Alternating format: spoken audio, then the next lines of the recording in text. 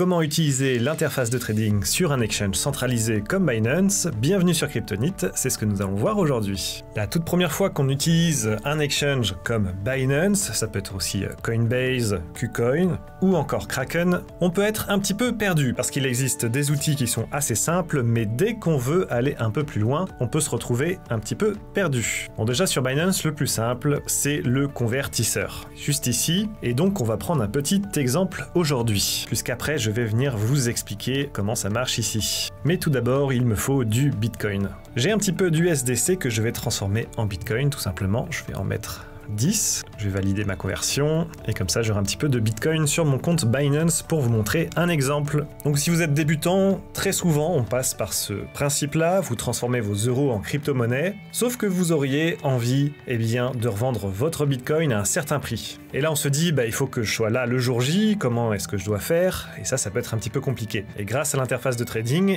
on va pouvoir poser ce qu'on appelle un ordre pour vendre automatiquement votre Bitcoin dès qu'il atteint un certain prix. C'est ce que je conseille à la plupart des débutants, puisqu'il est toujours très difficile de savoir quand vendre, et là au moins il faut se définir un objectif. Donc là j'ai acheté pour 10 $ de Bitcoin à 59 500 $, on va dire à peu près, et pour placer un ordre, il faut donc se rendre sur cette page. D'ailleurs, comment j'ai fait?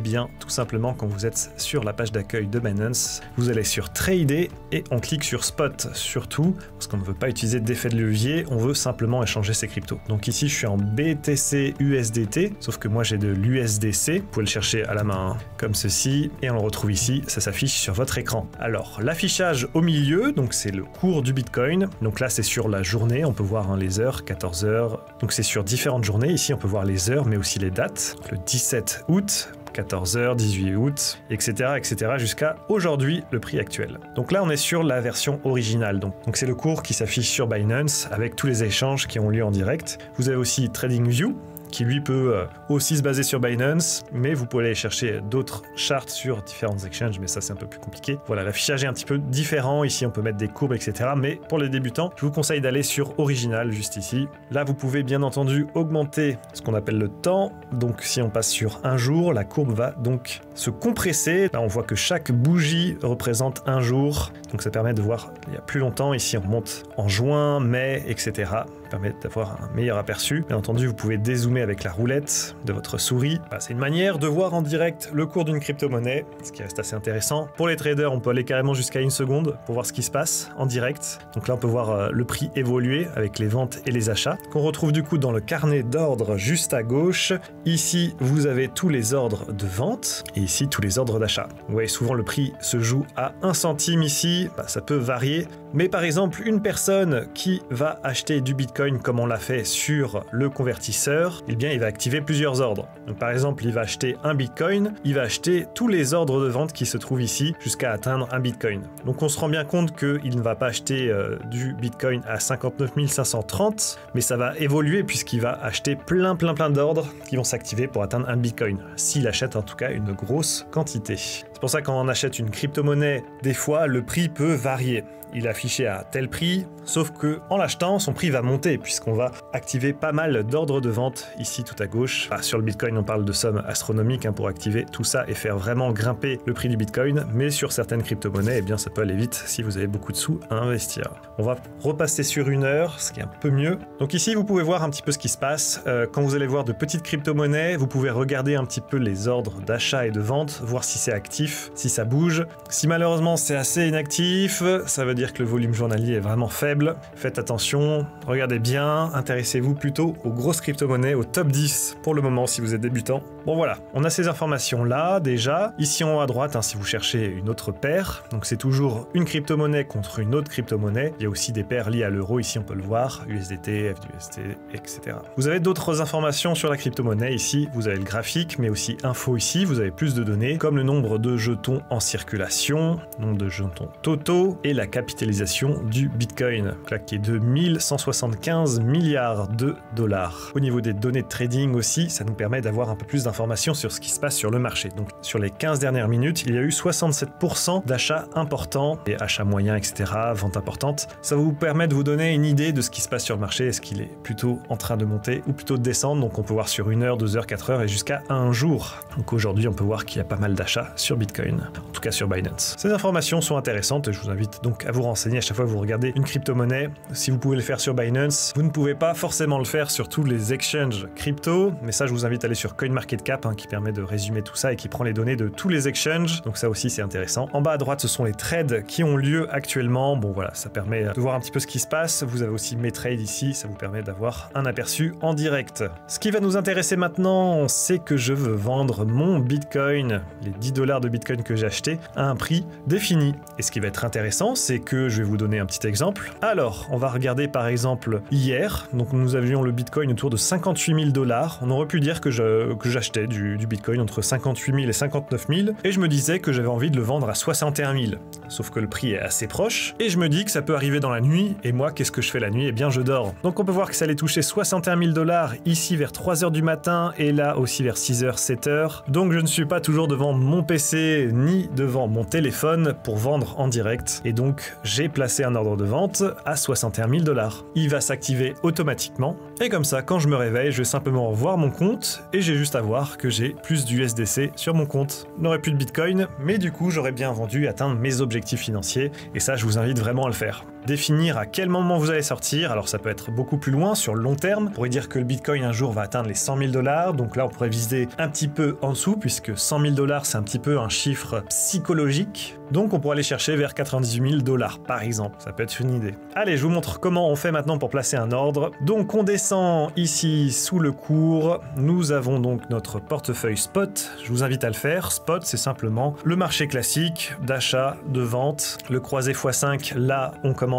à placer des effets de levier. Ça veut dire que vous allez utiliser un effet de levier qui va augmenter votre mise. Si vous mettez 100 $, vous faites en x5, vous avez 500 $ sur le marché. Sauf que si vous pariez à la hausse et que le marché va vers le bas, vous allez pouvoir vous faire liquider et donc perdre tout votre argent. Donc là, on rentre plutôt sur du pari, à la hausse, à la baisse. On rentre totalement dans du trading et je vous rappelle que 90% des traders perdent de l'argent. Donc, même si ça peut sembler assez simple comme ça, je vous invite à être très méfiant, à faire attention à ne pas utiliser tout ça pour le moment. Isoler, grille, pareil. Je vous invite à vous renseigner si vraiment le trading vous intéresse. Mais pour le moment, on reste sur le portefeuille spot. Ici, nous avons à gauche la phase d'achat. Donc si vous avez des USDC et que vous souhaitez acheter du Bitcoin. Et à droite, nous avons la vente. Donc si on a des Bitcoins et qu'on souhaite les vendre pour de l'USDC. Donc moi, c'est ce que je veux faire. Ici, on voit qu'en disponible, j'ai très peu de Bitcoin et que j'ai 54 USDC ici à gauche. Donc on va rester dans ce sous-menu limite. Ça va nous permettre d'avoir ce prix limite et dès qu'il est atteint, revendre notre position. Si vous appuyez ici sur Market, vous achetez ou vous vendez immédiatement au prix du marché. Donc là, c'est vraiment pour du direct. C'est pareil que Binance Convertisseur. Le stop limit, c'est encore quelque chose d'autre. C'est un ordre qui va se déclencher uniquement si le prix du Bitcoin atteint un certain montant. Il y a un ordre qui va se placer, donc qui va pas être à ce montant exact. En gros, pour un trader expérimenté, il va se dire que si le Bitcoin atteint 61 000 $, il est en phase haussière. Et donc, il va placer un ordre seulement quand ça va se confirmer. Donc si on atteint les 61 000 $, ça va déclencher son ordre sur le marché. Son ordre ne s'activera seulement quand le Bitcoin va atteindre 63 000 $. Donc premièrement, dès que le premier prix est atteint, hop, il y a un ordre qui se place sur le marché. Cet ordre va s'activer une fois que le Bitcoin va atteindre un nouveau prix. Ok, pour le moment on reste sur limite, on va vendre donc ce Bitcoin. Ici vous pouvez rentrer le montant à la main, mais vous pouvez utiliser ceci en pourcentage, donc moi je vais vendre entièrement ma position. Là on voit que à 59 600 $, ça me fait 9,5 USDC, sauf comme je vous ai dit, ici, moi je me dis que je vais chercher les 61 000 $ sur Bitcoin. Donc ici, la première case, c'est le prix du Bitcoin en USDC. Donc là, je cherche 61 000 $, donc ce serait un peu plus haut. Ici, plus 2,54% par rapport au prix actuel. Donc je revends tout et je récupère 9,76 USDC. Ici, vous avez la vente maximale possible, donc ça pourrait être 10,17 USDC. Vous avez les frais estimés. Bien entendu, là, on se rend compte que c'est pas super rentable, puisque j'ai utilisé 10 USDC au tout début, et que la hausse du Bitcoin de 59 500 à 61 000 n'est pas très différente,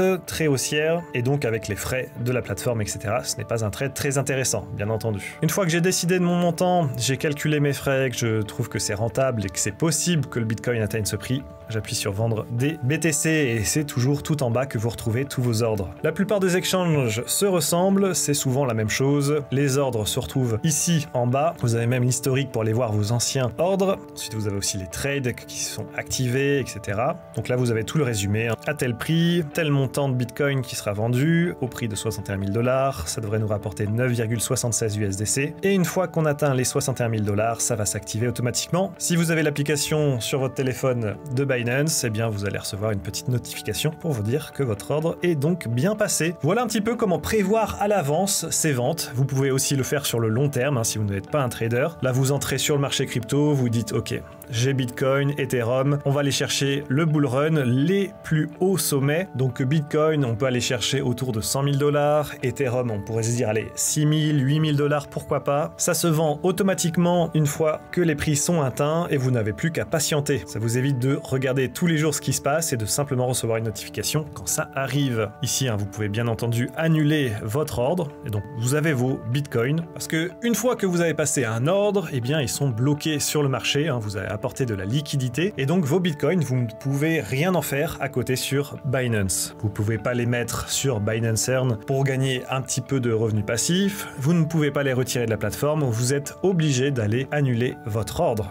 pour récupérer votre bitcoin et en faire ce que vous voulez. Alors on aurait pu faire aussi autre chose, Si par exemple vous avez directement de l'USDC, on pourrait se dire ok, j'achète du bitcoin, allez là je vais dire à 58 000 USDC, je vais placer une toute petite partie, voilà 10 USDC comme d'habitude, et là vous voulez prévoir la vente à l'avance. Parce que par exemple, si j'achète du bitcoin à 58 000 $, que ça se fait automatiquement dans la nuit, et que dans la même nuit, le bitcoin monte à 61 000 $, le prix auquel je souhaite le vendre, eh bien je pourrais pas le faire, puisque là je vais avoir du bitcoin, ça va atteindre 61 000 $, je vais me réveiller le lendemain, ça sera sûrement plus bas, et donc j'aurais pas pu le vendre comme je voulais. Donc ici on a une petite fonction qui s'appelle TP-SL, donc TP pour Take Profit et SL pour Stop Loss. Ces deux petites fonctions vont vous permettre de définir quand revendre ensuite votre position, soit en perte, donc avec le stop loss. Donc par exemple, si je me dis que voilà, ça va atteindre 50 000 $, ok, là je décide de revendre parce que je ne veux pas perdre beaucoup plus. Par contre, pareil à la vente, je souhaite le vendre à 61 000 $.